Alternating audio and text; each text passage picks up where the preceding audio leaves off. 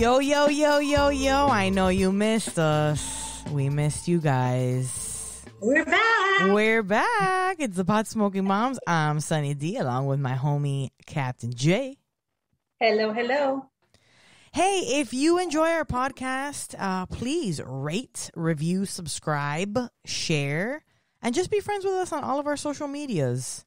PotsmokingMoms.com is our website. You can find anything and everything you need to know about us there. Please visit us. We love to hear from you guys. And Wednesday nights, we are keeping the lives. Every time we have a new episode, we will go live, hopefully with our guest. So stay tuned for that Instagram live Wednesday night. We are coming to you from Zoom tonight. I just came back from vacation and kind of wanted to quarantine a little bit, sort of, even though we were very safe. But we are having our little smoke sesh over Zoom. What do you got you smoking over there? I got some Lemon OG Kush. I picked up some minis at Trulieve today. Nice. They were on super sale. I got minis the day before on Sunday, actually. And I got Gorilla Grapes. Cheers.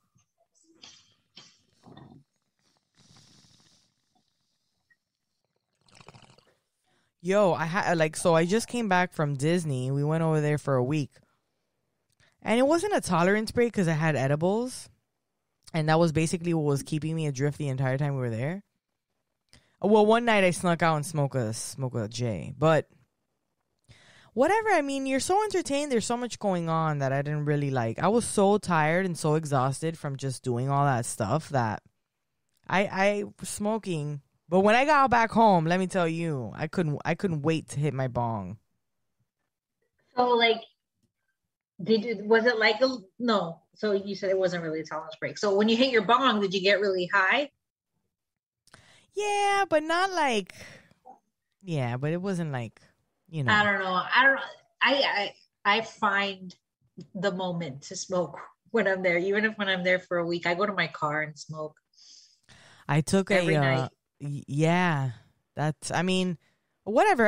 It was there. I could have done it if I wanted to. I did sneak out and take smoked a little J, but even then, J's, I don't know. J's are not like bongs for me. J's still, I feel like I could smoke a J and be like, whatever. Right? I don't know. I feel like bongs is where it's at. It's quick. I could just take a rip off the bong and just keep doing whatever I gotta fucking do. Then, just take a bong and do bong rips in the car. I know. I don't know. I feel like that is like super commitment. I was like, look. I've done it before. I had distillate. Not at Disney. I haven't taken a bong to Disney. I've taken a bowl and I've taken like J's to smoke joints and stuff in the car. I've never taken a bong and done bong rips at Disney. But that's smart though. Going to your car. I will say this. Peeps that pulled up next to us, man, they were loud. And they were like, they were probably like, I've smelled it before. Yeah. They're probably like in their late 20s, early 30s, single, no kids and stuff. And I was like, right on, man. Get it. It's pretty funny. The last thing they expect is the mom of two also going to her car to burn one. Right. They're like, oh, look, mom's coming. There's a lady coming. Careful. Yeah. Well, obviously, they're not going to know your mom. You're not going in the car with your kid, but yeah, if they'd seen you around before. Yeah, man. So it was pretty interesting. So I'll just get right into the whole Disney bit. It was really fun. It was lots and lots of fun. My kids had so much fun. They were so good. My kids were so How was the weather? Was it hot? It was beautiful. It was very hot. The sun was blazing, but it wasn't like sticky hot. It wasn't humid. So it was like hot, but it wasn't humid.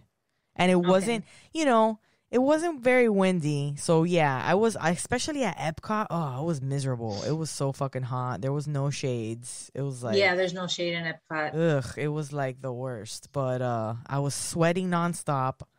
We tried the Frozen ride 3 times. I was so fucking over it. By the time the third time we were in the Frozen ride, it was the last ride. We're like, oh, it's just one of the fucking. There's no. What do you mean 3 times? Like you're gonna ride it a third time? No. check it out. Every time we went to get in line, the ride would break down. Are you kidding? And we would leave. And that's like the ride the girls would love the most. Right. And it's so funny because check it out. By the end of the day, I was fucking over it. You know, Epcot's fun and everything, but I have 2 blisters on my feet because my shoes were not the greatest, and I'm not smart with that. Luckily, I avoided the chub rub, but I did get nasty blisters and whatever. That's always a pain in the ass. But yeah, Epcot, like I was sweating. I was sweating so bad from the beginning to end. That when we were on the Frozen ride, it was the longest wait. It was like it always is. It's one of the biggest there. Yeah, it was the longest wait. It's never what they say it is. They say it's 70 minutes. Usually less. Never. It's always less. It's almost always less. But it was really harsh because Sid was falling asleep. She was cranky. She fell. She smashed her chin on one of the things, and then she immediately fell asleep on me. And I was sweaty, and I was tired, and I was just like with a mask. So then it's like, it's so hot outside, and then you got to throw the mask on to get in line. So then you're sweating in line. It feels like they're cutting the AC off because it's not as cold as it used to be. You know how it's back in the day, it was so hot outside that you would like get into a ride, even in the line, and you'd be like, air conditioning. No, I feel like they fucking cut the AC. They're trying to like save on AC bills, on electricity bills or something. But the fucking AC. That doesn't sound right. Maybe the AC in that wasn't working well. I mean, it was like all the rides. I was like, man, it's either me, I'm older, or it's too hot, or the mask. I know the masks ain't making it easy, but... It's the mask and having to tote around 2 small children. Yeah. But even with the stroller, because then you're still handling the stroller. Yeah. Park the stroller, get the stroller, park the stroller, get the stroller. Yeah. In the stroller, out the stroller. I know. And then we get on the ride. It's so funny because my oldest daughter doesn't like getting wet. Unless she's in her bathing suit. If she's in her bathing suit, like, pool time, we get wet. If she's in regular clothes and she gets wet, she flips out. Oh my God. So I was like, so we're like the Elsa ride, right? The Frozen ride. I'm like, so did you like it? And she was like, no. And I was like, why? And she's like, because I got wet. I didn't like it because I got wet. Isn't that funny? That's it. That's the only reason she didn't like it. Even though it looks amazing. Was she afraid during the little drop? No, I mean, it's pretty dark. No, it was fine. Another part, you know, in Aladdin, you know, where the magic carpets goes up and down. Yeah, you know, the camels there, they spit at you, right? Yeah. Oh, no. So I saw that the camel was spitting, and I got the stroller right in the way where the camel would spit, and it got her in her face, and I didn't think it was gonna get her in her face. And she was like, oh my God, the camel spit at me. She was like annoyed. Offended. And then we're like, pissed. We're sitting eating our Dole Whip right outside of the magic carpets. Oh, yeah, I know. I got the raspberry one with the pineapple juice. Oh, my God, it's so good. But she was looking at the ride, and I was like, we're going to ride this one next. And she's like, I don't want to. And I'm like, why? And she's like, because the camel spits at you. And I look, and the lady next to I go, no, it doesn't. And the lady sitting next to us goes, actually, there's a camel up there, and if you get it in the right position, it'll spit at you. And I start cracking up because I look and I notice that there's a camel spitting at the people. So then she was freaking out because she was like, I don't want to get spit at again by a camel. And I go, first of all, it's not real spit. The stranger was like, it's not real spit. And then I started laughing and I go, oh my God, I never thought that she would think that it was real spit. So I was like, okay, naturally, let me tell the kid, like, yeah, it's not real spit. It's just water. Right. Like, it's just water. And we will steer clear. Like, I'll make sure we'll steer our carpet to not be in the way of the camel spit. So, yeah. Funny. It's like the one fish, two fish in Universal. It's another one of those that spins around, and fish, they spit. So you're trying to like avoid being splashed by the And it's fish. one of those like in the air ones, like the Dumbo. Yeah, just like Dumbo, Magic Carpet, same exact concept where it spins in a circle and goes up and down. Yeah. It's funny. So did the girls have a favorite thing that they enjoyed? Sloane's favorite, my oldest favorite, was the Haunted Mansion. Yeah. Because Haunted Mansion's the shit, bro. It is the shit. It's the best ride in Disney and Magic Kingdom. Best ride. Haunted Mansion. She likes all that creepy stuff too. Have you seen the Muppets Haunted Mansion? Yes. Oh God, it was so good. Yes. We had so much fun watching that. We laughed our butts off. Yes. And we had so much fun at the Muppets 3D always. It's always a blast. Yeah. Did you know that was one of the last shows that Jim Henson worked on before he died? Oh, no, I didn't. Yeah. I was actually thinking, I was like, oh, I wonder if Jim Henson did any of the stuff for this. So that's cool. Yes. Love it. They loved it too. You know, Sid's Sid's just like a copycat. She'll just say whatever the big sister says. She's not really. That's usually how a younger sibling is. They're just emulating their older sibling. Yeah. Yeah, but it was really fun. The fireworks and Magic Kingdom made me cry when Moana was singing. Oh my God. Oh my God. Magic Kingdom fireworks always make me cry. Always. I don't know. So and there's something about Moana and just her song. It gives me chills. It gives me chills, and I literally, the hair on my arm stand up every time I hear that song, and I get teary-eyed every time I hear it. It's fantastic. And then the freaking Tinkerbell flies out of the castle. She flew out? Yes. It's a zip line. Obviously, it's a zip line, but she came out. It was so dope. I will say this, and I understand it's because of COVID. How were the crowds around there? The crowds were for the fireworks, it was pretty crazy. Yeah. Yeah. But that's why they stopped doing them for a while. They just brought them back not long ago. Oh, really? I didn't know that either. The parades suck because they're COVID friendly parades. It's Cinco gato. Hey, hi, boop, boop, dee, doop, boop. And then parade's over. It's we're like, oh, for real? That's it? It's one car of characters and that's the end of the show? And then they schedule another parade 20 minutes later. I mean, whatever. It is what it is. It's because of the circumstances. Yeah, it's crowd control. The parades draw big crowds for a long period of time. So they instead do little mini parades several times throughout the day so that you can catch different ones. So it's less people crowding.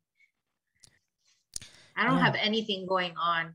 Nothing new has happened here. I'm still, living life.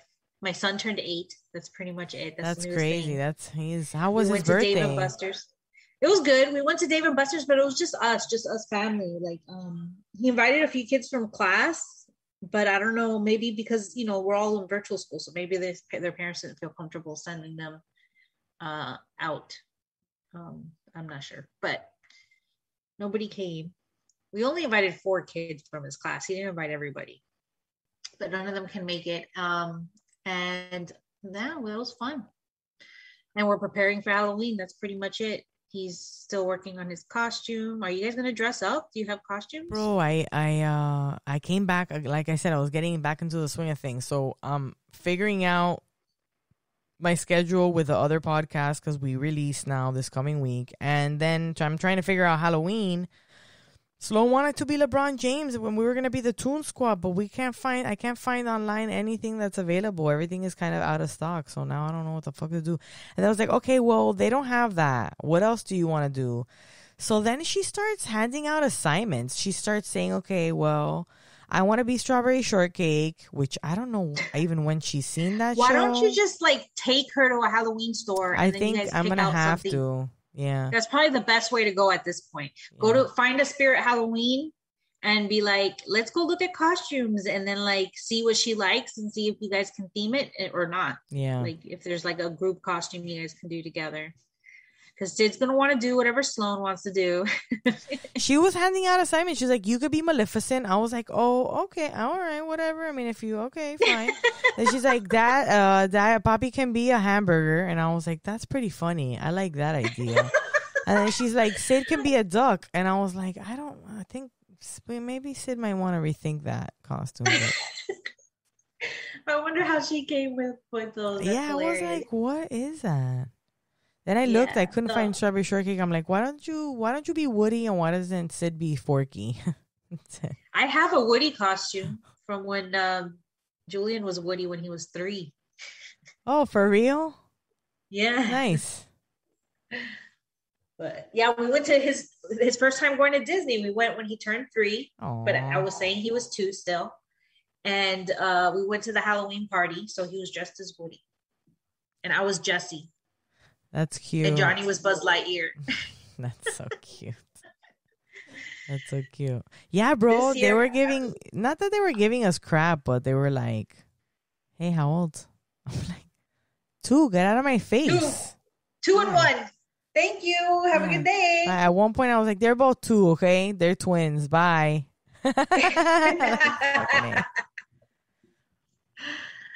Oh, man. Leave me alone. You know how much money I'm dropping at your park? Bye. Leave me alone. Yeah, for real. Disney owns me. Okay?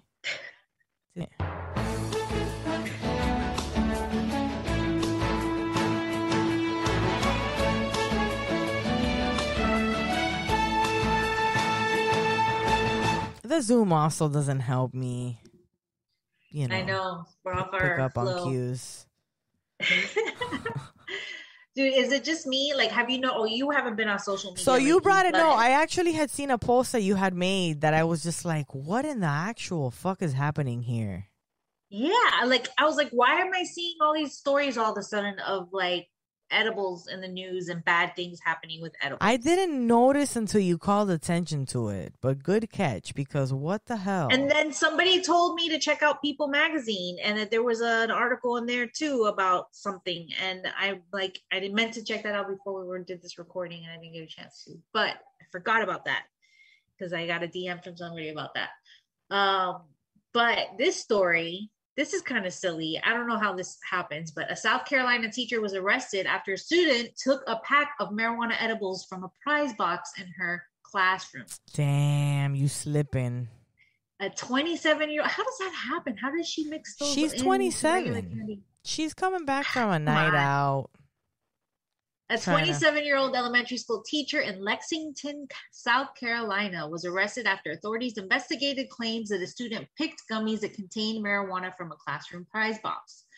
Victoria Farish Weiss, who turned herself in to authorities, was charged with 1 count of possession of a Schedule I drug. The sheriff's office said it became involved in the case on September 23rd when it was alerted that a student at Rocky Creek Elementary School had pulled a bag of marijuana edibles from a prize box in her class. Okay. According to a report from WIS TV, authorities said Wise brought a bag of candy from Dollar General to her classroom and that 2 students were allowed to pick from it. One student grabbed a bag labeled Stony Patch Kids. Oh, man. Thinking they were Sour Patch Kids. Boo. Oh my God. Detectives confirmed during interviews that Weiss took the pack of edibles from the student and told him to pick something else from the box.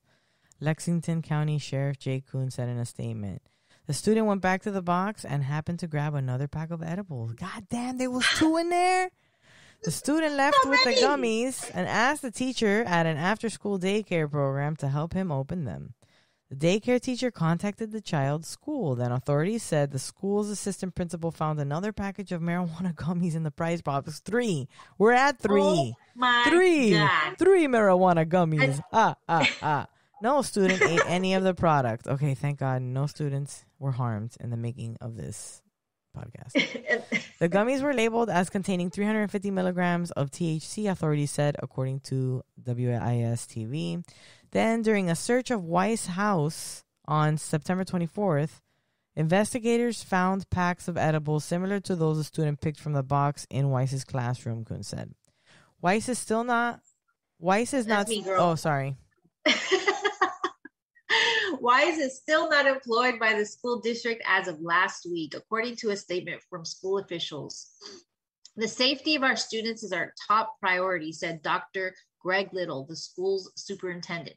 It is unacceptable for a staff member to potentially threaten the well-being of a child. We will continue to work to ensure all of our children have a safe environment to learn and grow, and Rocky Creek Elementary has a sterling reputation which will not be tarnished by the actions of one person.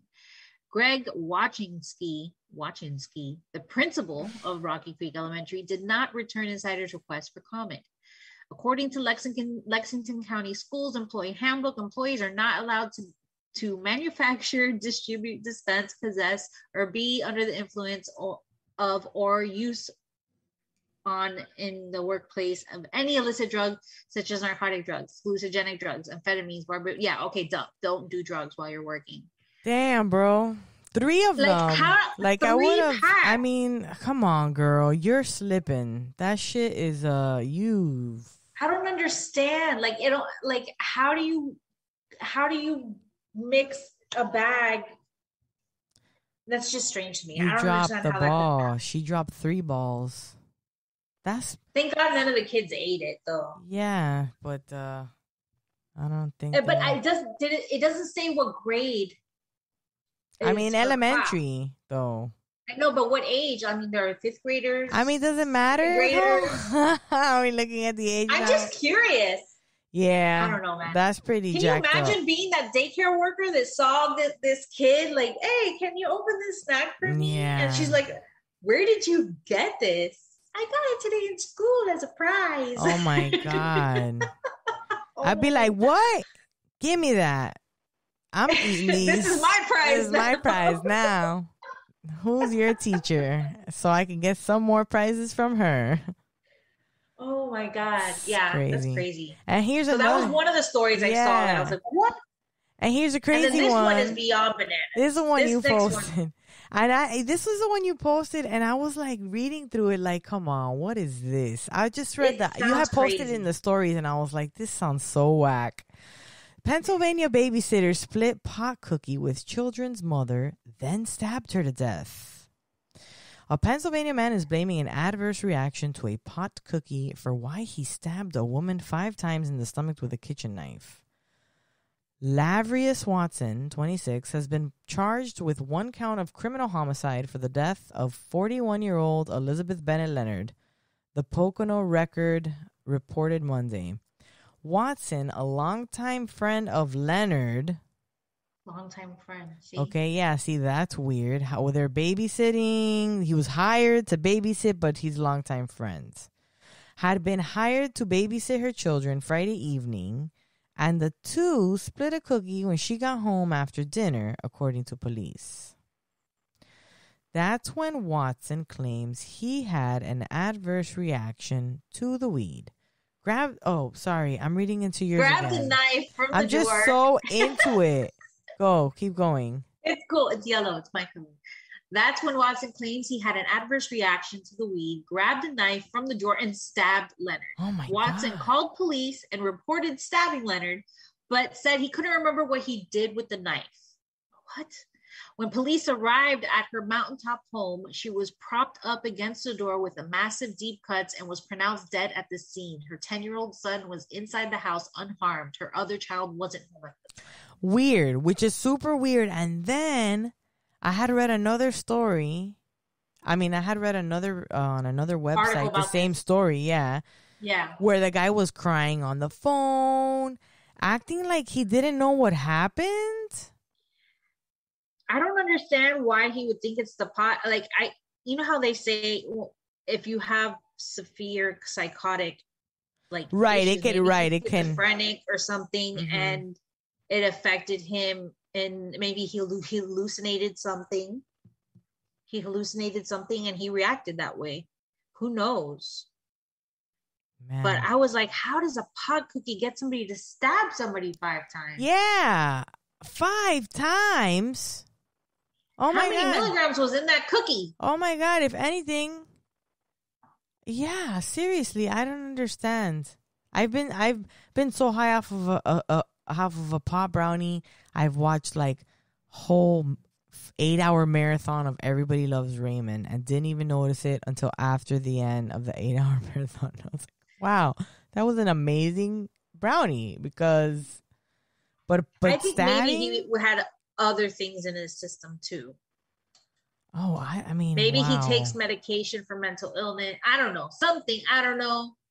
You have to be mentally ill, I think, for it to cause that. There's some more pieces to that story. I mean, exactly. If you get really, really, okay, there's people that get really, really high off edibles and they think they're gonna die. They're so messed up. They're like, they don't understand what's happening to them. Right. So it could really have affected him in some way where he reacted that way. I mean, he himself called the police on himself. It's not like, yeah, I don't know. It's crazy. Yeah. I like to know a little more info behind that. Yeah, but either way, edibles are always something that you have to be very careful with. So I would like to heed caution to everyone. Amongst all these stories that we hear, we know that there's a lot of times there's maybe some pieces that are missing, but overall, be careful and please keep your edibles in safe locations. Away from children. Even if you throw them in the garbage. Have you seen these stories where the dogs get into the garbage? Dog that ate it out of the trash? Yeah. I saw that TikTok. The dog's like falling over. Yeah, the dog's like, hey. But yeah, I mean, even in the garbage, be careful because like kids go through the garbage too. So yeah, and dogs. Yeah. So this is a better story. So Americans want to live where marijuana is legal. Real estate survey finds, which this should not surprise any of the people who listen to this podcast. To be honest. Not surprising at all to us. Maybe for non-pot smokers, it's surprising. No, yeah, but for pot smokers, we notice. And additionally, everybody out in Texas also feels very strongly about this too. Americans would rather live in states where where marijuana is legal than in those that continue to criminalize cannabis consumers. That's according to a new survey published on Monday by real estate company Redfin. Among those who recently moved to a new metro area, 46% say they prefer to reside somewhere marijuana is fully legal, compared to just 22% who want to live in a place with prohibition still in effect. Hold on.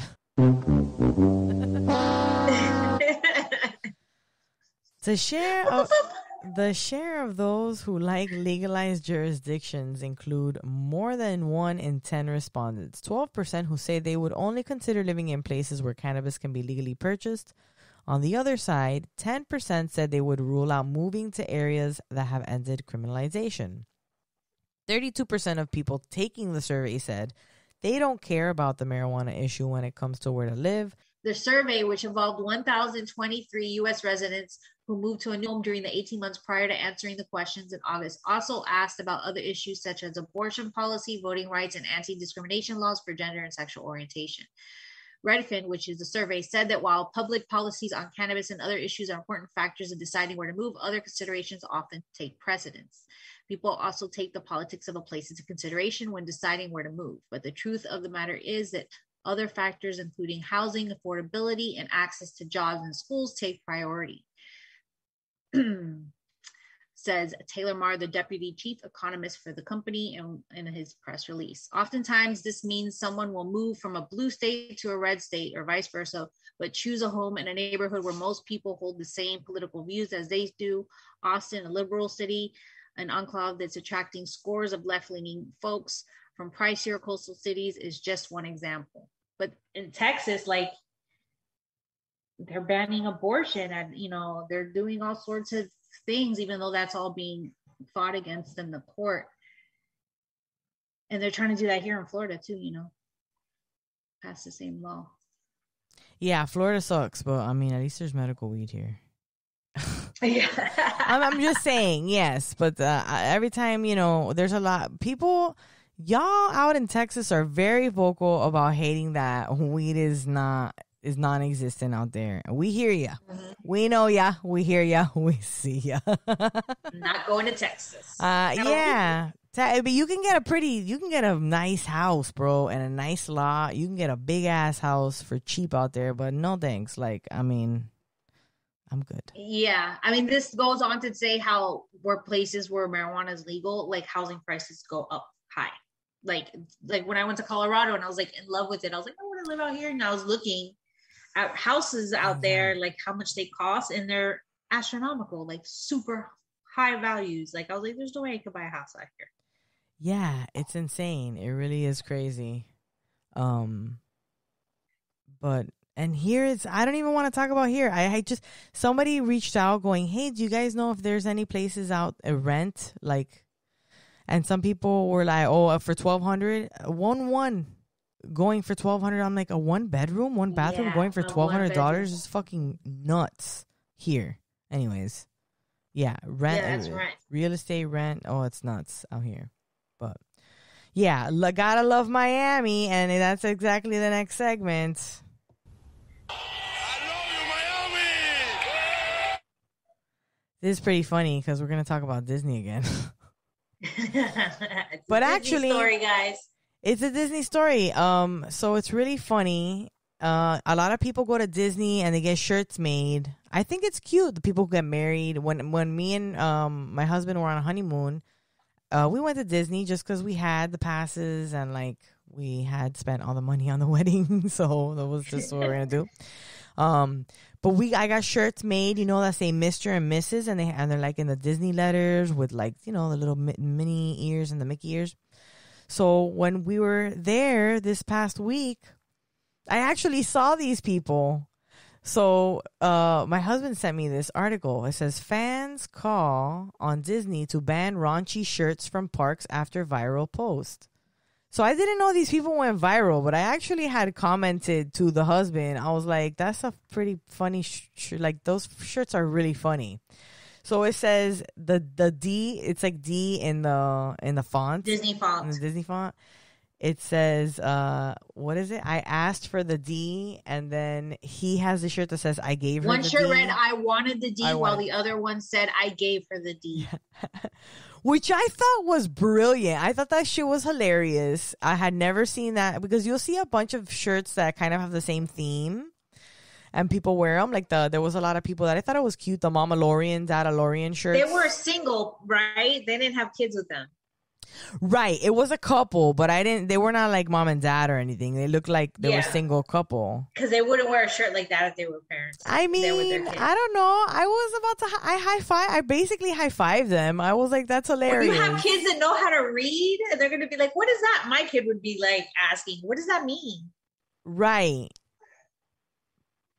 I don't know. I don't get it. To each his own. To each his own. To each his own.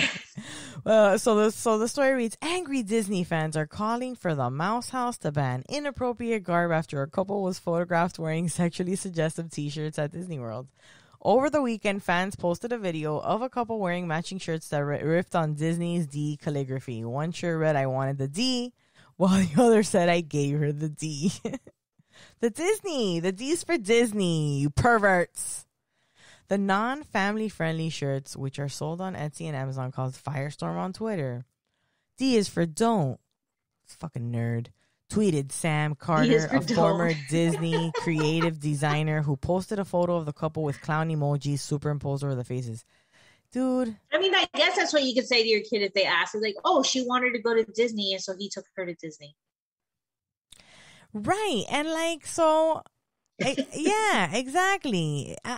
People, but you know the preteens are gonna get it. They're gonna be like, ooh, and they're gonna laugh. And you know what? There's no way on earth that you can shield them. Not even at Disney World, you can't shield them, because people could be cursing left and right on Disney World. Like I get it, but there was no. It's like it's funny. It's a play on words and letters. Like, get over it. Everybody out there just they stay mad at shit. Like, if it was like, okay. I honestly wouldn't care. I get why some people were annoyed by it, but I was getting ready to wear a weed leaf into Disney World. I wouldn't do it. Right, exactly. I mean, I would have done it without thinking about it, but it's a possibility. There was a story where a lady, I wouldn't do it just because I'd be afraid they'd make me, I could get a free shirt out of it. Because did you hear the Disney where the girl had like a very that's their thing. If they see, if your shirt is like too cut off shirt and there's like under boob showing, or it's way too revealing or whatever, they give you a voucher for a free shirt to go get your own shirt from their shop. To cover up, you hussy. To cover up them titties, you hussy. No, but... And I'm sure they've done that for anything that's explicit on a t-shirt. Or political. Yeah. Probably. No, not political. I saw Trump stuff all the time at Disney. You did? Oh, yeah. I saw Make America Great hats. I've seen Trump shirts. Did you go to the Hall of Presidents?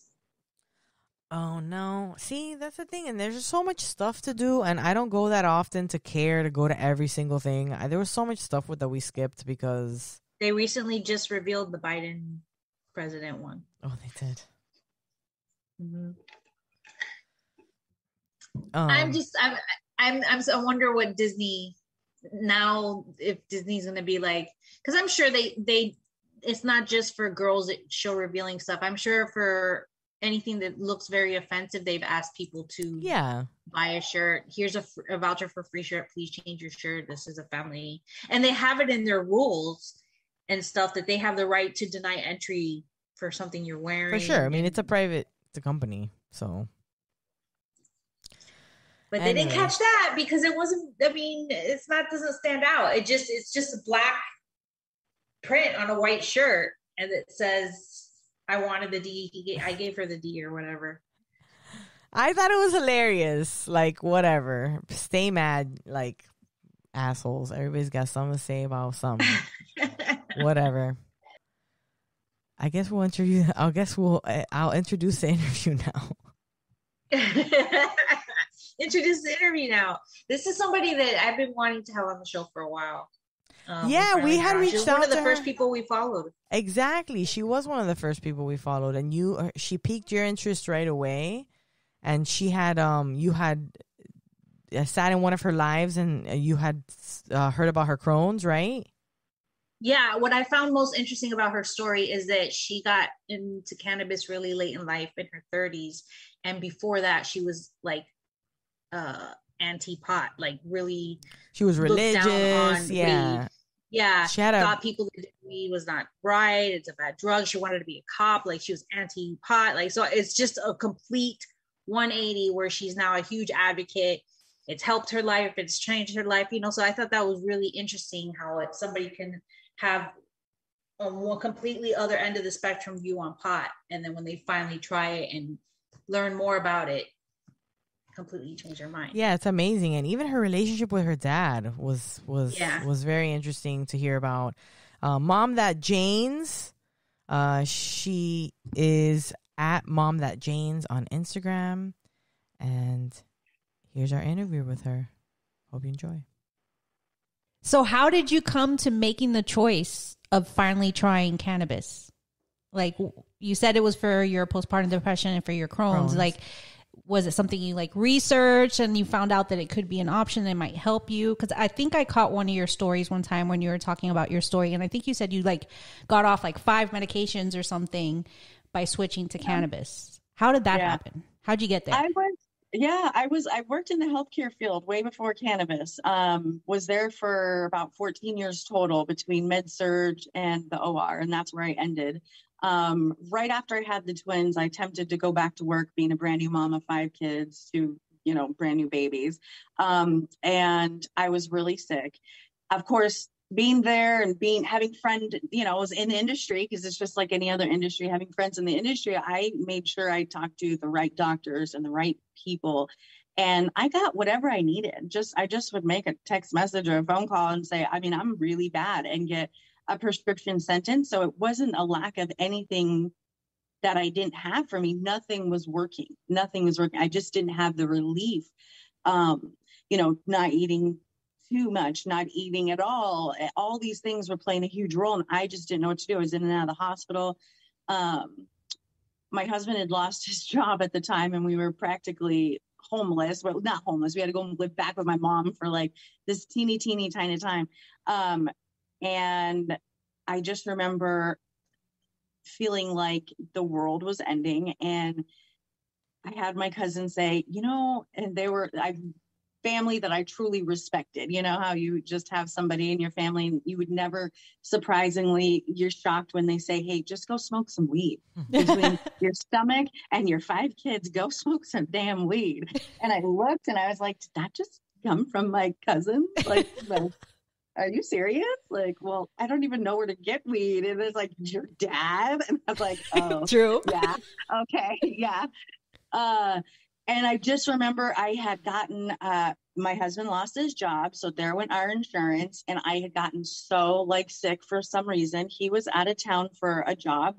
He was doing his 90 days. So insurance hadn't kicked in, but he was training. So I was home alone with 5 kids. I was so sick. And I called, text my doctor friend. And I was like, could you send in, it was like called Carafate or something. And it was a drink and it was $125 with no insurance. And it was like 1 shot glass, basically like a very high potent Pepto-Bismol, just coated the whole inner lining of your stomach and made the acids calm down. And so you stop throwing up and all that stuff. So between that and Zofran, it was like $150. So we didn't have any money. And I was like, I had to call my mommy. So at that point in time, I was just like, you know what? Could you also just bring some weed, please? And he's like, really? And I'm like, yes. And I'm like, yes, I think I'm ready. Like at this point, I'm ready to jump. So I might as well just do it, And he came right over with a grinder, an 1/8 of Jack Herrera, a pipe and a lighter. With none of that. And he pulls it out and we go out in the backyard and we're standing in front of my barbecue and I'm thinking, oh God, there's a helicopter. This is it. They followed you. Like, I don't know. I'm so paranoid. It's ridiculous how paranoid I am. And then he dumps it out and he's like, yeah, so you just put some of this in the grinder. And I'm like, well, do you just clean seeds or wait, where's the seeds? And he's like, it ain't like that anymore. Because that's how I remember it from the days of him rolling a joint, Yeah. Yeah, that's it. That's it. There's really no other memories that were bad that I could associate with my pops besides, the ones that I was being told to by people that other than anybody trying to educate me. So when I knew I was going to get into cannabis, I wanted to make sure I was the one telling my kids. I didn't need Rebecca's older sister, Kelly, telling my kids, well, your mom smells because she smokes weed and she buys it from my friend Jerry. Like, no, we're going to do this right. We're going to I'm not going to have that be the topic of the PTSO conversation. So you're open with your kids right from the start. How old are all your kids? You said your oldest was 22. Yeah. So 5 kids, 22, 14, almost 13. And then the twins are almost 7, 13 and 7 in December, both.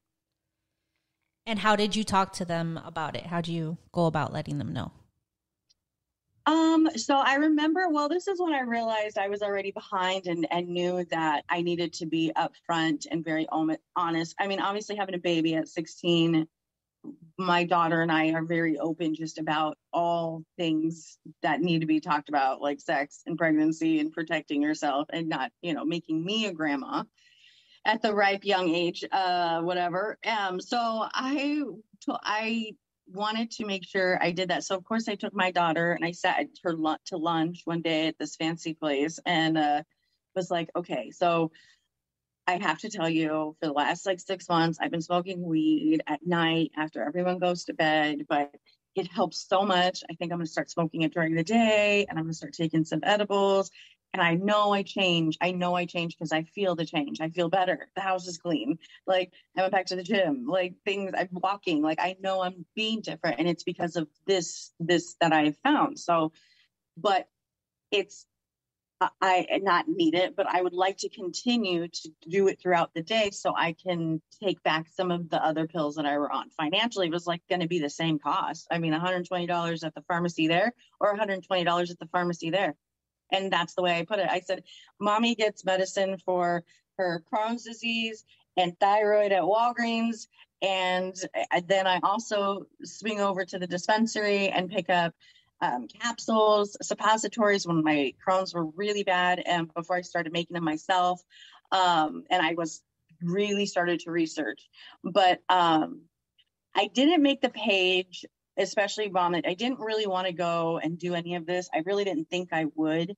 until I truly realized that cannabis has tons of medicinal properties based on the human anatomy and physiology, the endocannabinoid system and the receptors and the two endogenous cannabinoids, anandamide and 2-AG. So when I found out we had this natural way. Didn't it blow your mind? It blew my mind.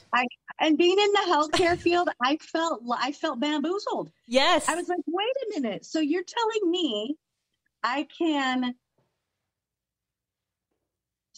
could supplement phytocannabinoids that's abundant in the cannabis plant, which we find in chocolate. Great. I'll get diabetes and die before I get the balance or homeostasis that I'm looking for. Mm-hmm.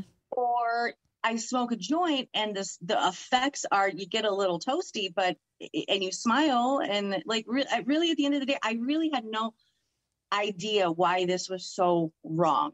Then I went into even further looking into like cannabis in children. I was like, well, then if this is so, good for everybody, then I found Charlotte Figge's story, from Charlotte's Web. Mm-hmm. And it just blew my mind. It just blew my mind. And that's when Mom That Jane's came out. I was like, oh no, you can't tell me anything else. Because if we're going to go apples to apples on a glass of wine and the antioxidants there and a joint, and let's dance. Like I can do it because I've done this now. And I was more confident than ever before. So I quit my job in the healthcare field and started doing this. That is awesome. And how many years have you been officially in the cannabis industry? And how many years have you actually been in the cannabis industry now since you've quit healthcare? Three. Started doing just like brand ambassador stuff, and then moved up to some wholesales. And now I'm actually I've been in a dispensary for a year now doing retail. I love it. It's so fun. How do you like being a bud tender? It has its pros and cons. I knew, and that's so funny because there's so much going on, especially right now. Arizona laws are changing again. And we were just recently sold my dispensary to more of a corporation. But when I see the people come in, so the day that we went rec, especially, this was one of the days that I will never forget. I was scheduled that day. Nobody had no idea we were going to go rec that day. The owners were just like, oh, we can sell weed because Arizona was hurting for money, or this was the reason. It was literally 12 hours. They had a like council meeting or something saying, we're going to vote to see if you guys can start selling rec, like, this week. And they voted and they're like, yeah, you could midnight, go ahead, start selling to rec. Literally, that's how it happened. So I think that was like a Monday, and whatever 420 was or whatever day it was, we did it on the closest we could to 420 or at 420. I don't know what day. It just blew my mind to be there.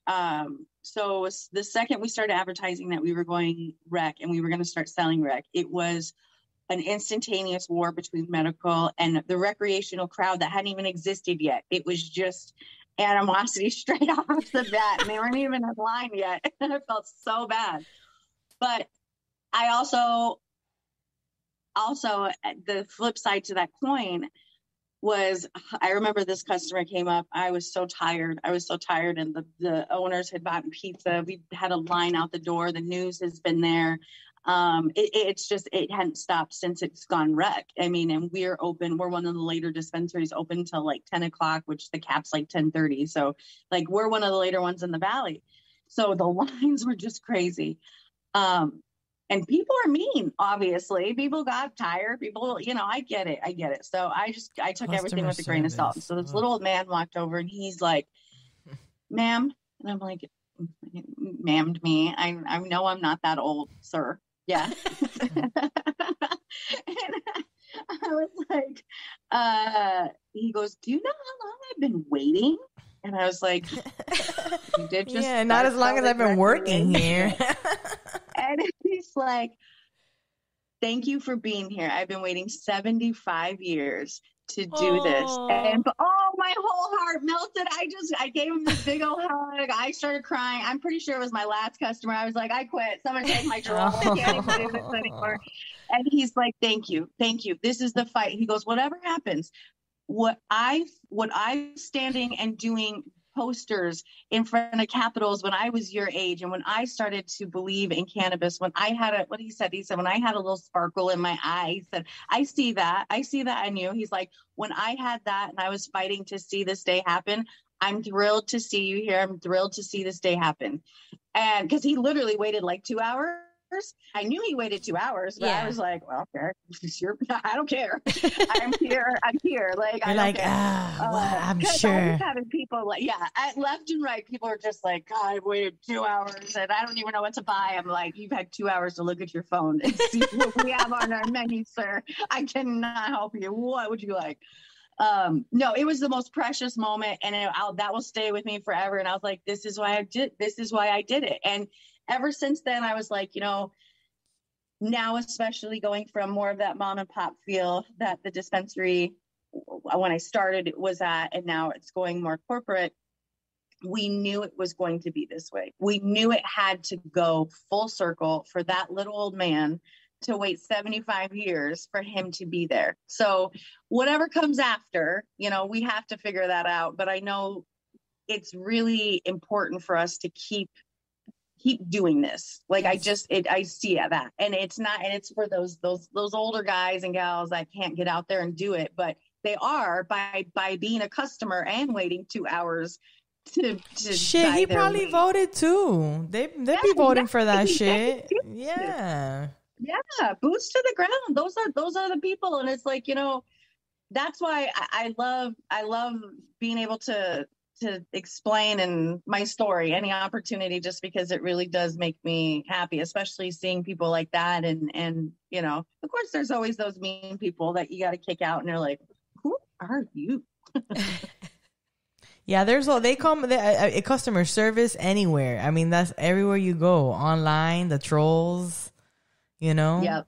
You have to deal with those people. And you know what? At the end of the day, sometimes those people, it's not you. Those people have a problem with themselves, and that's why they're acting like that towards you. Yep. So sometimes you just gotta... I mean, how can you get angry? You're going to buy weed. I know it took a long time, but this is history in the making. You're there for it. Like, we don't have rec here yet. We just have medical. So. Especially the first day. Like, you're gonna wait. Hello. Yeah.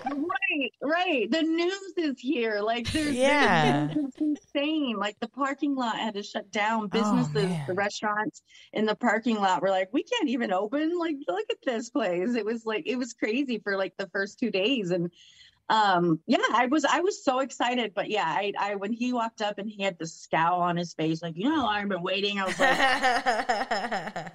he got you. Oh God, you're so sweet. Thank you. Okay.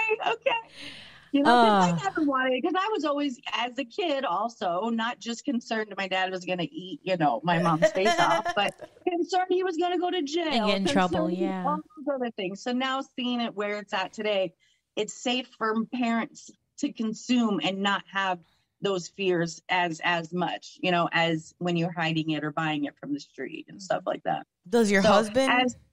What's that? Does your husband smoke with you? So that's a funny conversation. Yes and no. He is that one bowl a night kind of a guy. Yeah, cheap date. Yeah, that's him. So he's it's really funny. We're the complete opposite. He has a Jack and Coke. He's a Jack and Coke kind of a guy. And I'm a blunt and a 100 milligrams into 100. Well, you are now. You weren't always. Right. You were a wine mom too, right? Mm-hmm.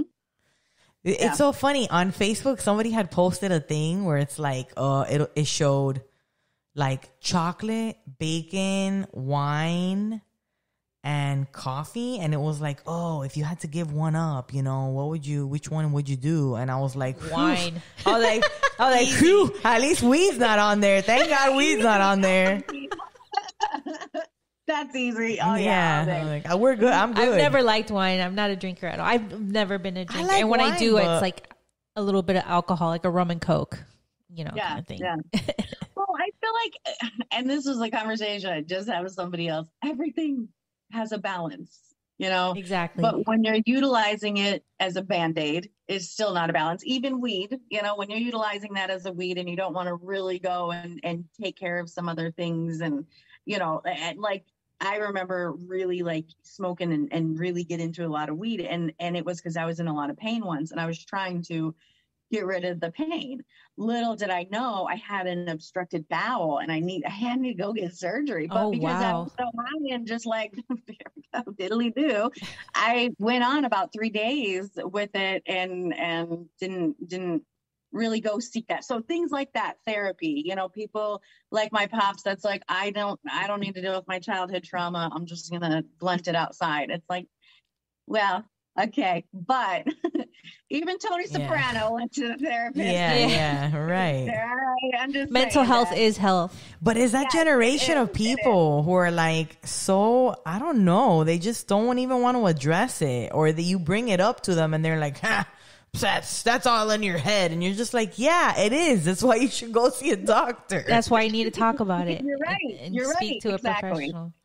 So it's not in your head. It's nice to see the movement for mental health, that there's been like a lot more people like are more accepting of people going to therapy, starting with our generation, and talking about now. I mean, we've been damaged from the prior generation, so we're still healing from that, but we're acceptive of that now. Right. That we're seeing it, because you can't fix it until you see it. Like if it's a leaky roof, you won't know until you see the leak and all that. But if you ignore it, then expect the whole thing to come tumbling down eventually. So take care of it, right? Yeah. You just take care of it when you start getting all crazy in the head again. It's probably got a bunch of spackle just all over the place. Yeah. A little just put a little spackle on it. Top of my head. At the top. We're going to ignore that part of my life. So you mentioned to us that you're a tarot card reader, and I don't want to put her on the spot. We don't have to do it now, but maybe another day we can get together and do it, because we've always wanted to get a reading. But because on TikTok, when we first got on TikTok, we ended up on Witch Talk, and we had all sorts of different witches on our feed on our For You page. And people go on there and they'll like whatever. I feel like, look, I go on lives and I'm just like, the fuck am I'm doing here? Like, what am I doing here, really? Some of these people with a tarot stick, like, yo, yeah, that's fucking genius. Yeah, you don't even have to show your face, just your hands. Go in the comments, drop me a Cash App, and I'll read your tarot. Bing, bong, bing, bong, boom. Next person. And I seen that and I was like, damn, bro, that's genius. I wish somebody on there the other day has a book and it says Book of Answers. That's it. That's all it fucking is. She got all her little trinkets and her little pictures, and it's just, ask me a question in the comments. Oh, certain person. She flips to the page. Oh, and then it's like whatever the fucking question, the answer book. She finds the answer in the book? All she does is flip a page and then she reads whatever's on the fucking book. But still, even then, it's her shtick. It's pretty good. How'd you get into that? Well, so it was like about 4 years ago, and my weed and tarot, those are the two that my husband were like terrified I'd get into, and now she's gone weird. She's just throwing her crystals at him like, get the fuck out of here. That energy. I've always been the spiritual one. I've always been the kid to go to church. My grandma would pick me up every Sunday. I'm a very spiritual. My first tattoo is just a big Jesus wings and a cross on my back. And I'm just really, I was the Awana's teacher on Wednesday night with my kid, because I had a kid young. So we went every Wednesday. You said Awana? Awana, yes. I went when I was little. Yes, exactly.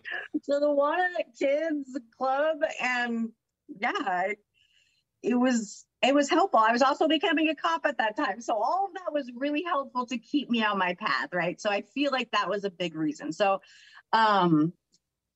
I went to a bookstore one day, and there was a girl there, and she was just giving out free tarot readings, just like, and I was like, okay, yeah.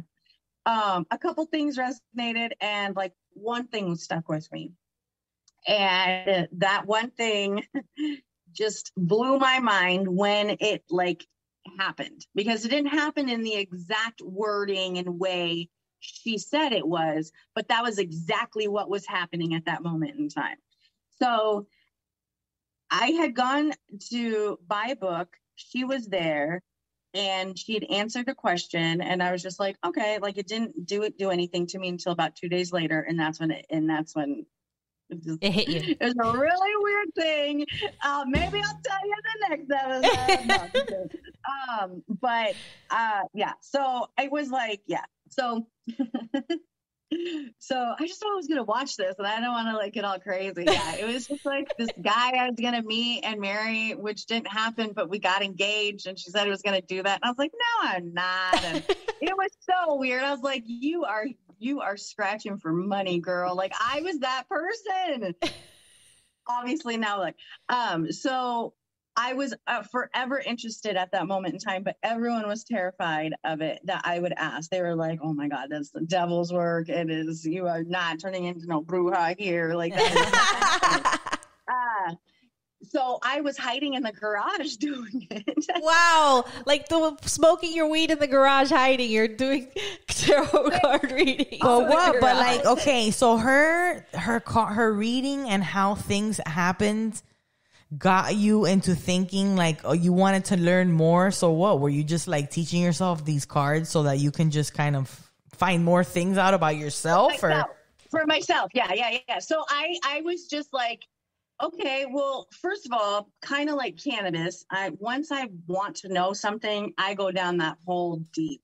Like it is so bad.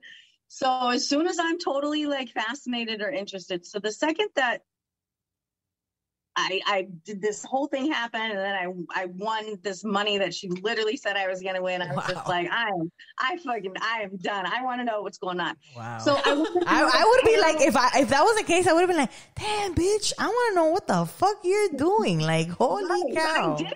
And I was like, so first I wanted to know what tarot was. So I was like, okay, well, what is tarot? It's a divination tool. It's a tool like the Ouija board, like any other type of tool you would try to utilize to reach or contact or get information from energy, whatever you want to call it. Spirit you want guides. to call it the universe, you want to call it guide, whatever your heart wants to say. If you come to me, you have something in you that says, I believe or feel energies will tell me which cards are supposed to come out. And my job is a tarot reader, so I don't claim to be a psychic reader or any of those things. It's like a language. Each deck has an instruction book, and you have to learn each word and each meaning, and each little picture has different things in it. If it has a white rabbit or a brown rabbit, that's going to mean something different next to a purple wall or a black wall. Those are like two weird things. So when we get down to the nitty gritty in particular questions, I just read what's legit in front of me, and that's what it's like a language. I interpret it. I just interpret whatever the card is saying. That's so now do you still just do it for yourself, or do you do it for other people now? Oh yeah. So now I go live every Tuesday on my Facebook, and I do a big collective live for all the fun people that just want to hang out and do fun stuff with me on Tuesdays. So that's kind of my Tuesdays on at what Facebook? time? On Facebook? I do it on Facebook. I'm going to start I do have a page on Insta. I'm going to start doing some, I think I'll start coming over here. I wasn't sure. I just wasn't sure how much more I could take on. But it just kind of started, and now it hasn't ended. And I have like a list of readings to do. And now it's fucking work. That sounds like work now. Now it's work. Thank you. Now it's turned into, instead of being my hobby, now it's like, oh shit, I have like 4 readings right here staring at me. But what are you charging these people? I don't charge. Girl, what are you? Hello.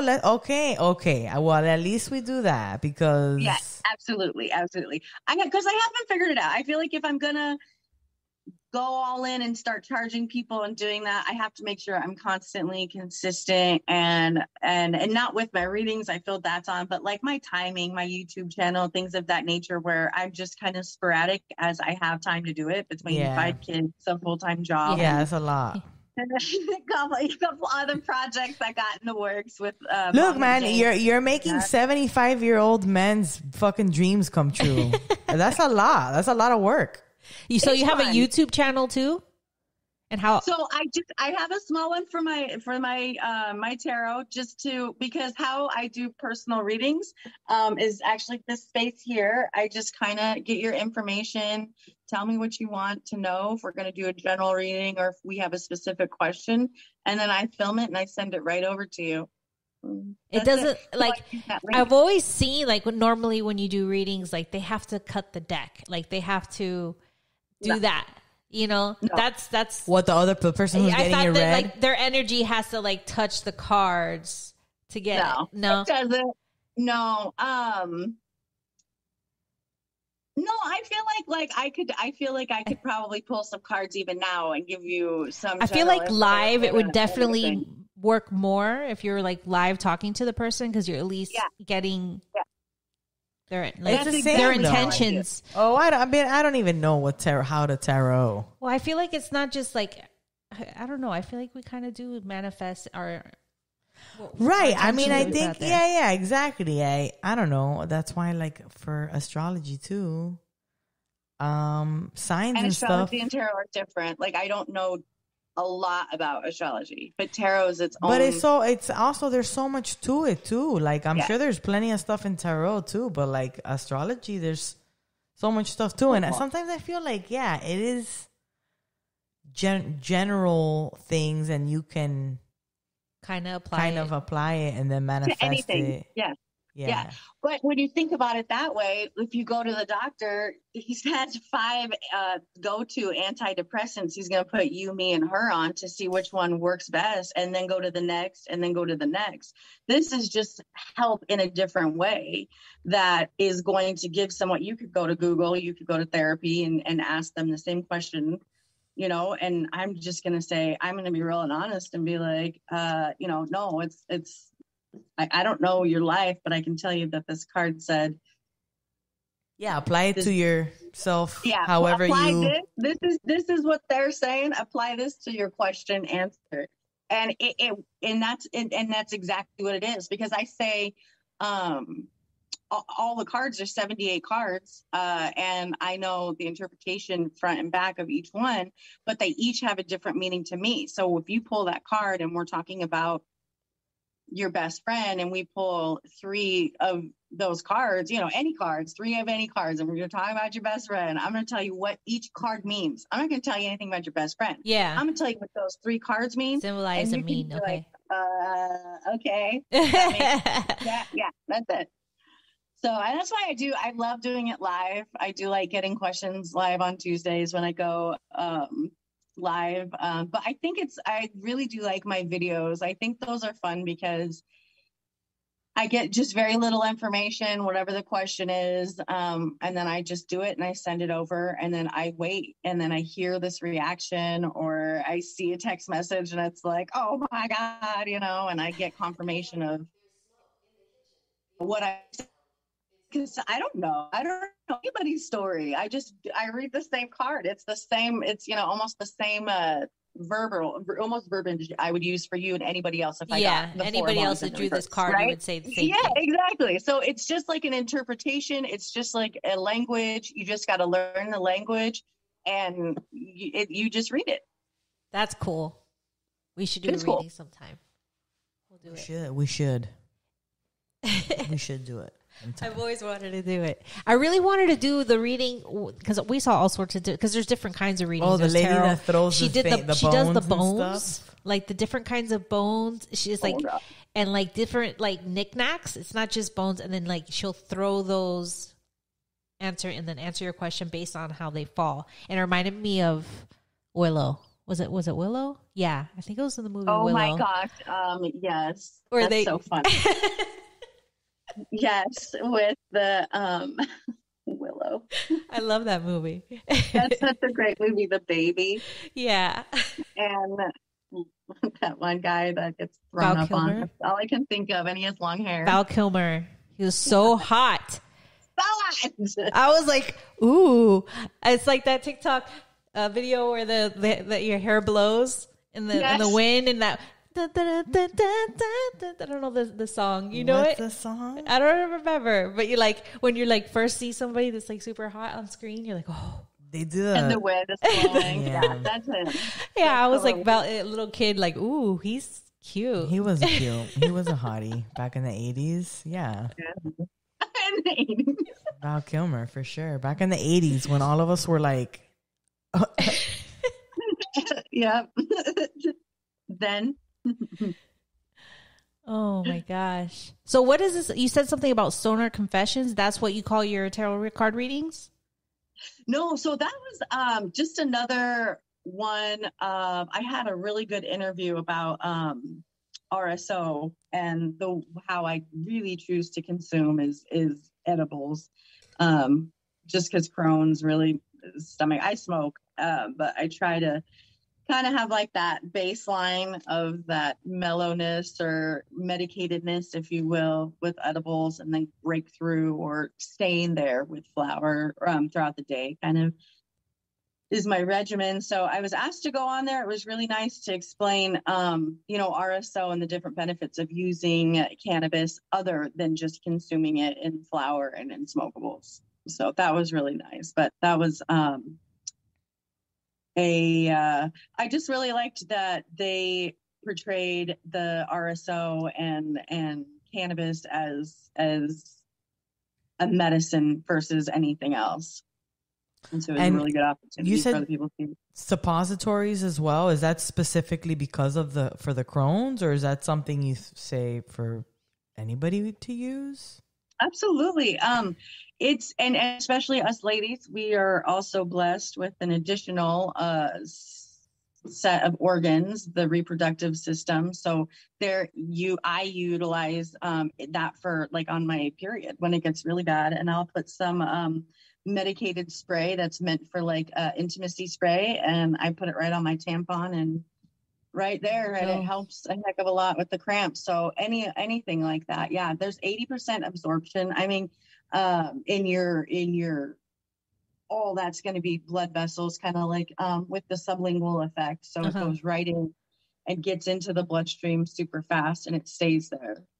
But it's not just that, it's just when you're so sick and you can't do anything, nothing's going down, nothing's staying in, and you can't smoke, and it's just nothing's working. That's when you go big. Yeah. That's when you have to go that way. But as far as my monthly, yeah, I get there's a medicated lube at the dispensary, and I just a medicated lube. Yeah, that sounds great because I can't wait till we get more products. Like when we go rec and we can have more products. Lube. Oh my God, for sure. For period cramps. I always, when I get my period, I feel like I've been murdered from the waist down. Just all of it. It's awful. That sounds so great. And I feel like we need to destigmatize suppositories because it's got a bad stigma because we never used it for good things, but it was always medicines. I don't know. People never always there's a stigma surrounding that. And it's like, whatever. It's just one of those things that you're like, God, I guess if this is the point I get to, we'll go that route. Kind of like getting to a point of smoking cannabis. I was like, okay, fine. I guess I'm here. So I'll do it. And so that you just get to this point where the edibles aren't enough, or you're just not, nothing's even staying in, down, on, anything like that. So it was like, well, what about up? There you go. So I started looking at dispensaries, venues, and suppositories, and sure enough, I found one that was like in super far from my house, and it's like $150, and I was like, good Lord, these are expensive, but they worked amazing. Amazing. I got the relief. I felt like I had gotten high for like the first time. It was really weird. Wow. Yeah, but That's too, crazy. sometimes you gotta. Yeah, I can only imagine because you change up 80% your absorption. method. Isn't that what they Yes. say? Like when you spill your tolerance to one method, they're just like, "Hey, switch it over." Kind of Yep. sucks when you're doing kind of mixing edibles and you're already changing it up all the time, anyways. Edibles don't But- work for me. well- So Yeah.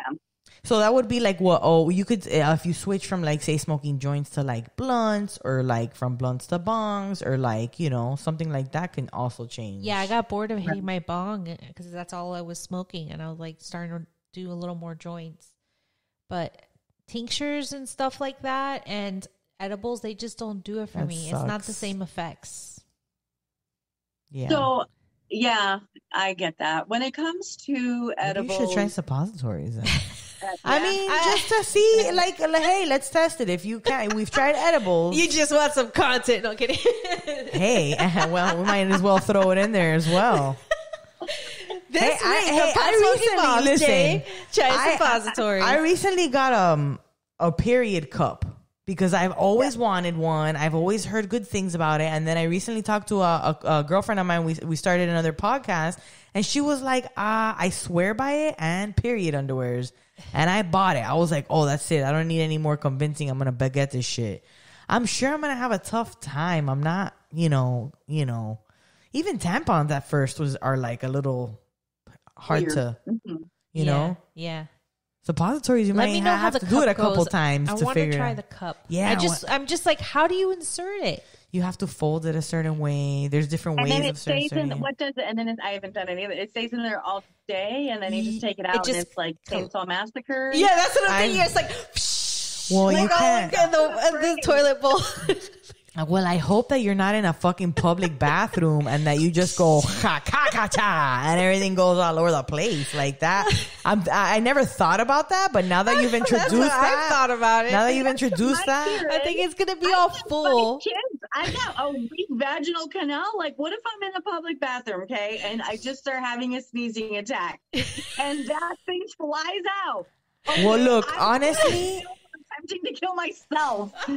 well, I guess it depends on the cup that you have, but it's like it's sturdy as fuck, and when you get it in there, it like locks in. I'm not saying that you're gonna fling it out. I'm sure you're gonna be as careful as possible because there's a cup full of your period blood that you have to gently remove from your lower pelvic region, And then dump it in the toilet. yeah, and then dump it in the And then toilet. you have to like rinse it out and clean it. I mean, yeah, I guess it really depends on what your situation is. If you're, I don't want to get into details of where your location may We be. already have. I think we're there. Oh, but see, content, man. Content. Just put it on, videotape it. Oh man. That's funny. We'll revisit. My friend said it takes at least 3 cycles to really figure out how to have it happen. Luckily, I stay home, so I'm not. I think my sister uses it and likes it. I'm telling you, I have heard so many ladies It's say great. it's amazing. Think about it. It's not wasteful. Tampons, you're like And it's disposing better of all for this your crap at a body. time. It's better Tampons for your- are super dangerous. Yeah. Yeah. You can I get did toxic. switch to organic after, being, well, I think it was actually when I started to use cannabis on my tampons. I was using an oil. I had a reclaim from my dabs, my concentrate, and I had cooked that. I had infused a hemp oil in it, and I was just soaking my tampons in that. Uh-huh. And the one brand, of course, the biggest market brand, whatever it is, Playtex or some shit. Tampax. there's nothing absorbing. Like, I'm like, why isn't this going in? This is oil. Like, it's olive oil. If this is cotton, it should take it, like, because I was barely just tapping it because I thought, it's going to, like, Yeah. nothing was absorbing it. I'm like, because it's full of crap, because I'm literally leaving this thing in my body for 3 to 6 hours at a time with this crap that's it's probably basically like a cup anyways, because it's not absorbing anything. Like, it was just the weirdest thing. So I did switch to organic tampons, and as soon as I did that, I could tell my period was a whole different monster. It was not as bad. I just knew the chemicals and the things that those tampons that had in it were part of my problem. I really did. And it was when I started to try to use it in an oil, and I was like, why isn't this absorbing? Yeah, like when you finally try to light the Kraft singles on fire, and you're just like, what the fuck is this? Isn't cheese? What is this shit? Everybody. Oh, the things we put in our bodies. Yeah, Kraft singles. That's why I'm like, y'all are complaining about the vaccine, but y'all eat Kraft singles at 12 o'clock at night out your refrigerator and wash it down with a big old bottle of Coca-Cola. So shut up. Amen. I agree. I 100% agree. Go eat your hot Cheetos. Don't please don't get your vaccine, but go eat your hot Cheetos. Look at this. There's so many good ones. Yeah. It's the reasonings are hilarious. So you said you were honest with your like kids about it. Obviously your dad smoked, so he was cool about it. How about the rest of your family? Your cousin recommended it. Was the rest of your family just as accepting and accepting of you being in the industry and all that? Or is there like any stigma? I think everyone was shocked and then not shocked because it's me. And this is the weird things that I do. So it's about right for Alicia to do this. So I don't think anyone was shocked. I don't know if I really had the support more so than I felt like my actions were being tolerated until probably about year 2 in the industry when I started making hella money. Real good money. Okay. And it was helping people. It was really, really helping people. And it helped you. They could see it helped you, right? Exactly. Well, I went from 260 some pounds to 180. I mean, just the weight loss alone from being more active, just being happy, not consuming so much crap to feel better. Like just the pills were the steroids alone were weight gaining. And then there's this, and it's just like, I'm never gonna feel good or normal or happy again like this. I was like, I want a better quality of life, and I'm not getting it on the medication that I'm on. So what this is the only life I got. I can't pick something else. I got to pick what's here today and now and available to me. So this is my options, and already being in the industry, the healthcare industry, and having access to so many different pills and medications and friends and procedures and things for this, and knowing that everything I do is still going to come. It's not going to help. It's a Band-Aid. It's even this, not a Band-Aid, but it was the best Band-Aid I could find for what I needed it for, just to live, which is crazy. Because nobody would ever think that you'd hear me say those words, especially my family. Like my mom, no, not at all. I never got high when I was a kid. I just was like, this is not for me. Does your mom use cannabis at all? She's never. No, never. I've gotten her to do CBD. And that's when people really, that's that year 2 mark when people really were like, okay, so funny thing, uncles and aunts and cousins, my doctor recommended I go to the dispensary and get something. And then I remembered I had a niece that worked here. So, can you help me? And, once I got that, but it really, truly took, and I realized it myself, though.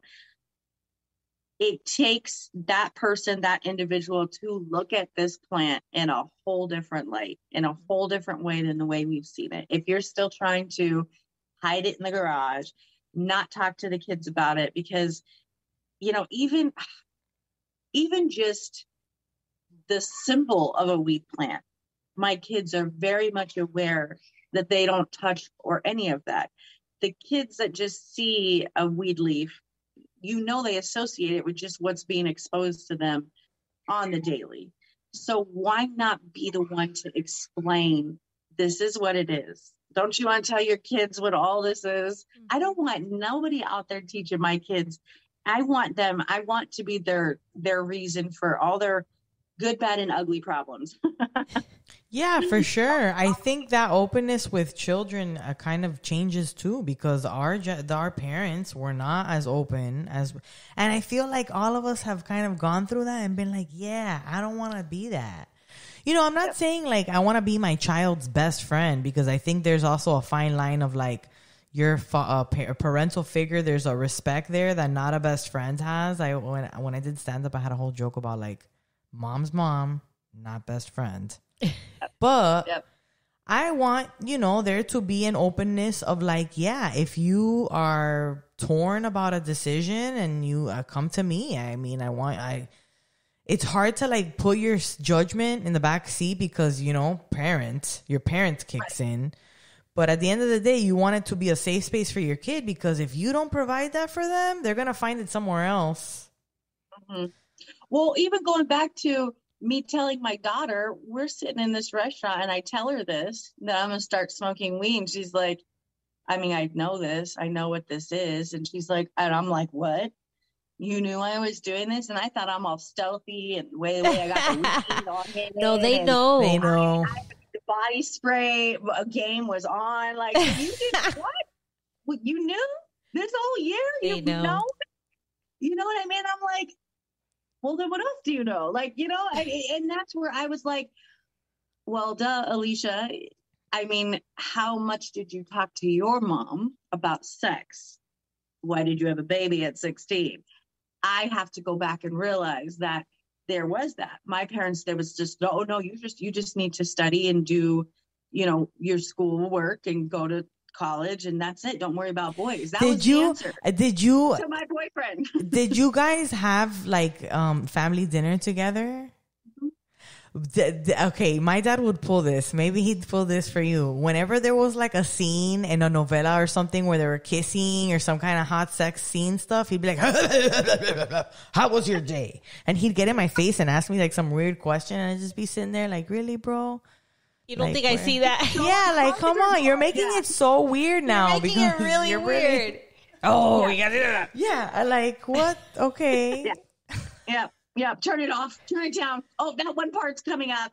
Turn it off. Yeah, like them doing that. So why even have it on if you're going to react like that? Just don't have that on. Right. Because they're not expecting that part. Yeah, exactly. Yeah, but if it happens, you can't make it weird. I know. Well, that's like, now we see. Only grown-ups we've been through that. Conversation, I think. I feel like those are those moments where you're like, that's for grown-ups. On the street. Let's talk about not doing crack. All right. Let's really, I'm sorry. I don't care if you're 6, 5, 10, 12, 42. And my grandma who wants to start getting into recreational drugs, I'm going to also warn her, hey, you might start getting into weed and mushrooms, but stay away from whatever that guy's on. You see that? That's look at his skin. Keep it natural from the earth. Don't do that. From Mother Nature. You know, it's just from the plant, from the ground. You know, and those are those. I just feel like I see those things and I take those as opportunities, because as I look back, I remember the opportunities that my parents missed with me to educate me and explain to me, and maybe things would have been, you know, different, but that's not the case. So I am very much open and aware, and not aware, but I want to make them aware that, yes, I'm not your friend. I'm your mom. I'm your educator. And I'm going to tell you the good, bad, and ugly about everything, because either you're going to find out one way or another. Yeah. I hope you don't live it, but I hope, you know, you learn from however, whether it's me telling you, hey, don't touch the oven. It's hot. Don't touch the oven. It's hot. Or you deciding to touch the oven, you know, despite me warning you, whatever. But you're going to learn either way. Right. And I'm going to do both. I'm going to protect you and then be like, see? I'm going to do both. Yeah. And then you have to ingrain that. Yeah. I told you. See? I'm not sorry. And then next time I'll be like, hey, remember the oven situation? Yes. Yeah, do you remember that one day? Do you remember your hand and all the Band-Aids? Those good times, right? Don't do it again. Yeah. I love it. All these moms now being more open and honest about cannabis. It's like it's really the ultimate way to break the stigma is by teaching the next generation that there's nothing wrong with it and just having it, giving them the message in a positive light before they start getting all that negative.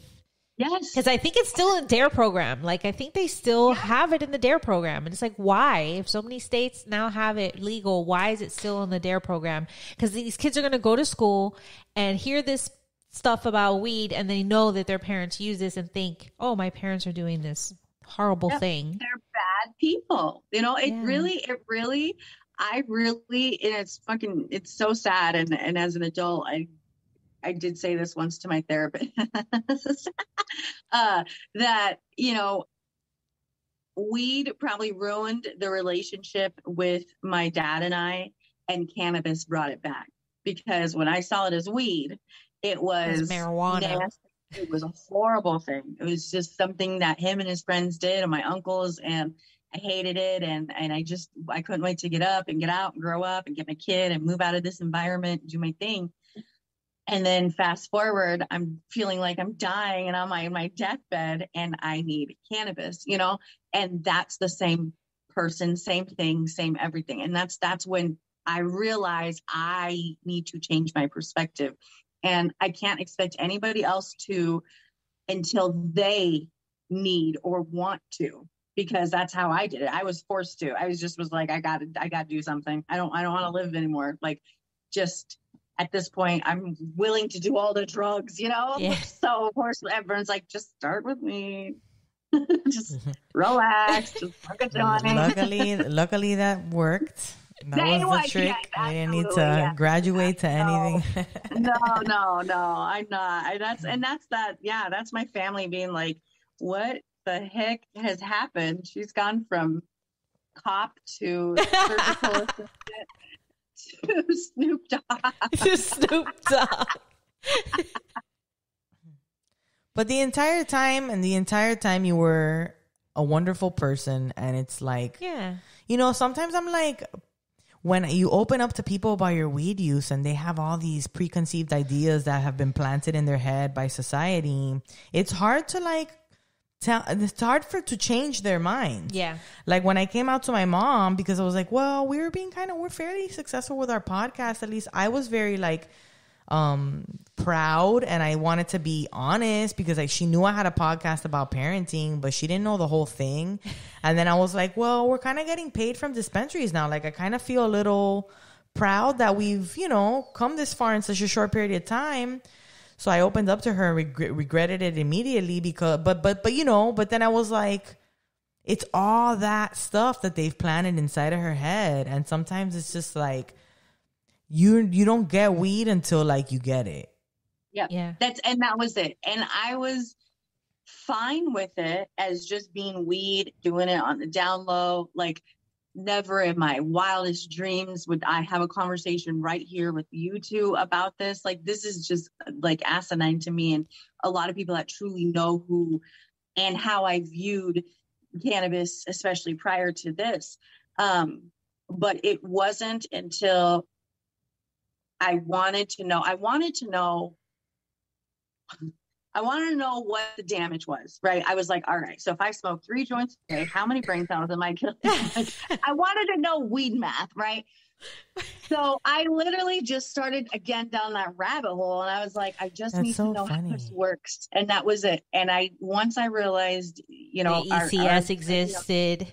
Yes. I was just like, I have to call my dad and first apologize for being a dickhead kid for the last 18 years. Let's just start with that one, because I was so mean to him as a kid. I was just like, oh, well. And that has to hurt, too, as your kid judging you. He doesn't know how to do math. He's a stoner. Like, I put that guy through the ringer. I wasn't the nicest. That sucks, kid. but they were like giving you mixed messages. That's not fair. Yeah. Had he been a little more open, that might have been, a different relationship.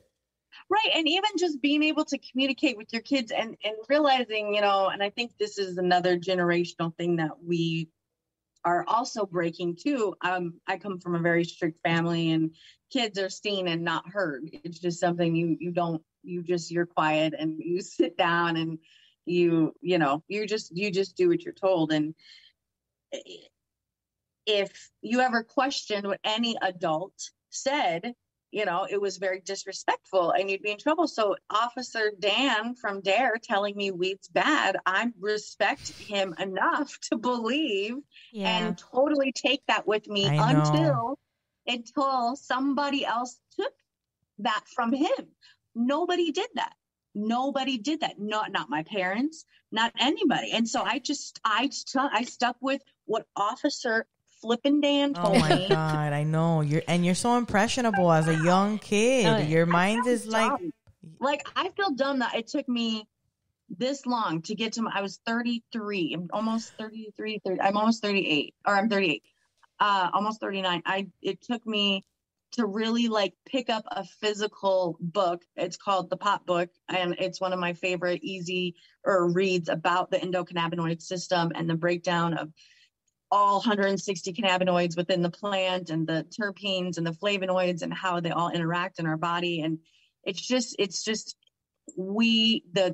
is truly the term like systematically lied to is this. And when I figured out, when I realized it, and when I went back to work and I was like, well, why don't we all just smoke a joint, when I was still in the healthcare field, and they looked at me like I said bomb on a plane. Oh my God. And I was like, well, we have receptors. Like, why not? We have receptors. Now looking at me like, what is this bitch saying? What are you saying? And I'm like, well, why not? It's just like taking vitamin C. Like, this is where my head's at, and they're looking at me like, you're going to be fired. So it's probably good that I quit before I got more and more vocal, because that's crazy. To that. Yeah. Yeah, totally. Oh, so like how is it with your pops? You smoke with him? Have you? Yeah.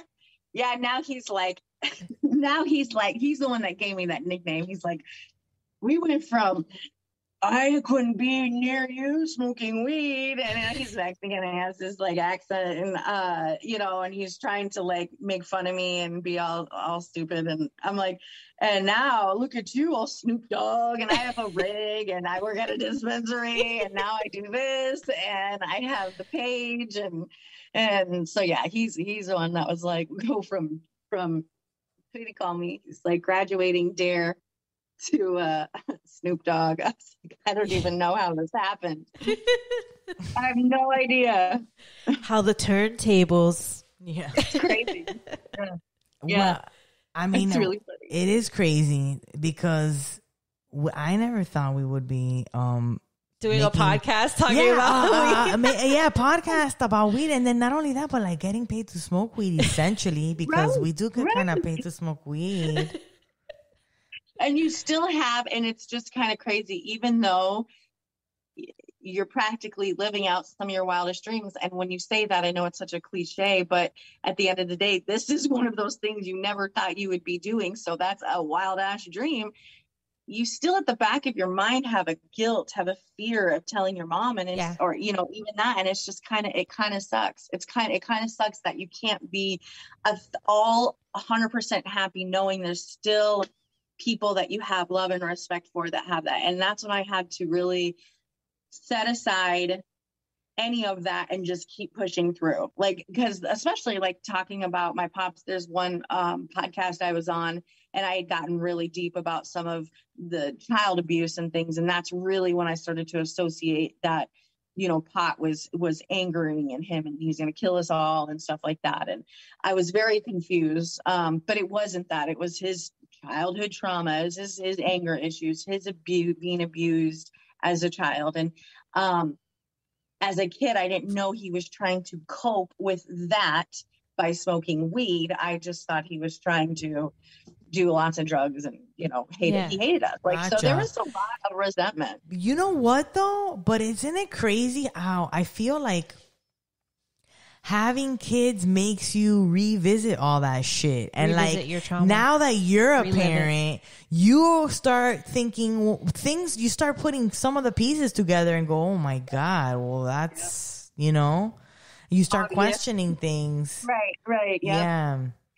And you really start to look at, And nobody wants to say, I'm going to do better than my parents. I'm not going to be like them or any of that. That's not it. We're all doing the very best with what we're given at that moment in time. And when you think about their parenting and their resources that they had and things of that nature, and you see dumb parents now having access and the resources to everything, nothing's changed. It's truly the person. It's the person. If you want to be a good person and be a good parent and consume, you can. And back to that balance, you can go out and have a cocktail for your friend's birthday, and come home and smoke a joint and sleep like a baby, and then go back to smoking a joint every 2 hours like I do throughout the day. Okay. So that's the daily. You could do, that's okay. You could do that.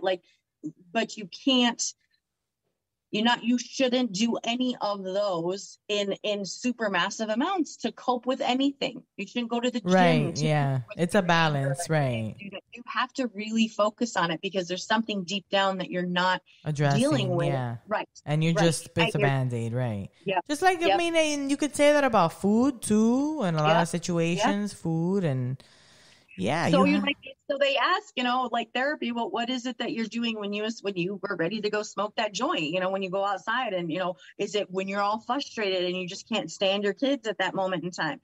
You have to kind of, change that moment where you're like, okay, well, why am I going to go outside and smoke? Okay, well, I'm going to take a deep breath first. I'm going to make sure it's not, and that's kind of like food. And that's where you hit the nail on the head. A lot of people do that. They emotionally eat. They get all super mad and angry, and then they slam 4 donuts, and then they have horrendous guilt about it. And it's the same thing in a lot of other ways. But if you balance it out or find the purpose, you won't get to that point. And then because once you're aware that you eat to cope with shit, you smoke to cope with shit, you drink to cope with shit. Once you're aware, you really don't have that responsibility to do something with it. So and that's what I truly felt. As soon as I knew I was coping with some of my own childhood issues with weed, and then also trying to hide and not get, physically and mentally checked out. So I was just staying high and high and high. So I didn't feel any of the pain in any way, shape, or form. I also knew I was getting there. So it was it's that fine balance of everything. That Nama fucking stay, man. You got to stay all balanced and shit. And cannabis helps our body stay balanced. So much. It goes through all sorts, like our gastric, our mind, like everything. It keeps us in our homeostasis. But of course, you can overload. There's, like you said, a balance. Right. Well, and like you guys were saying earlier, if you're consuming too much of the same method at the same time, you get burnt out. Your lungs are going to get burnt out. All those things are going to get burnt out. Switch it up, change it up. It helps your tolerance, things of that nature. Do you ever do tolerance breaks? I do. Yeah. Yeah. I do. And then I also remember that when I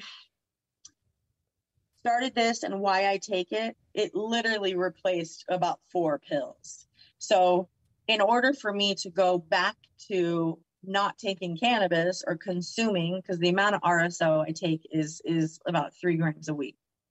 That's truly what I feel like has saved me from Crohn's and everything. I feel like it's just my overall, my Xanax, it's my vitamin, it's my Crohn's. It keeps everything in balance. Like that's my holy grail.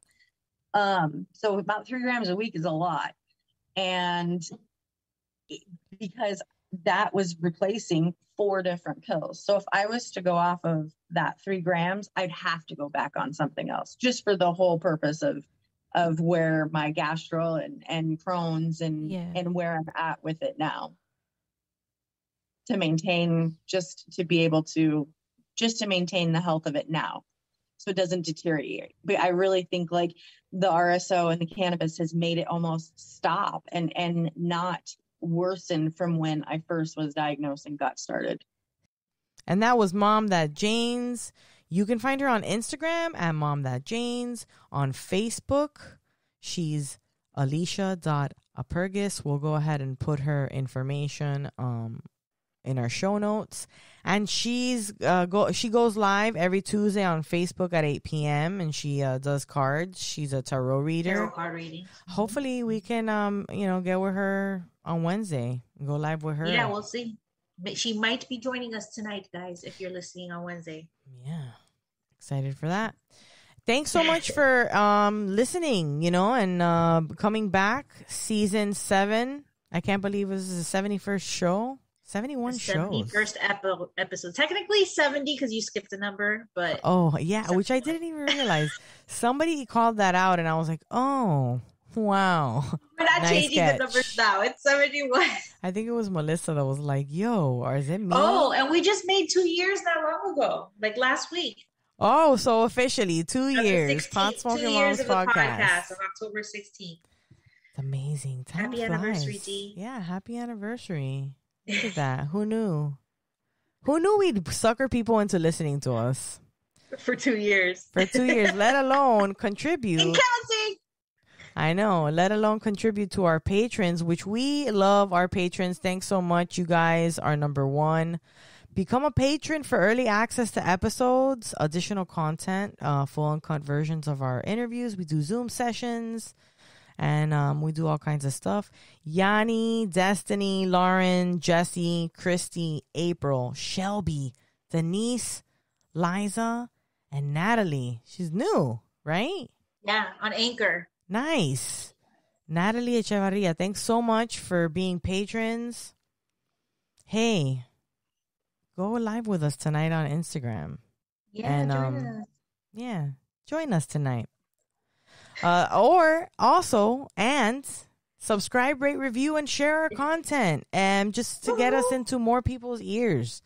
PotsmokingMoms.com is a website again. You guys, thanks for joining us. We love you guys. Thanks for coming back and listening to us again.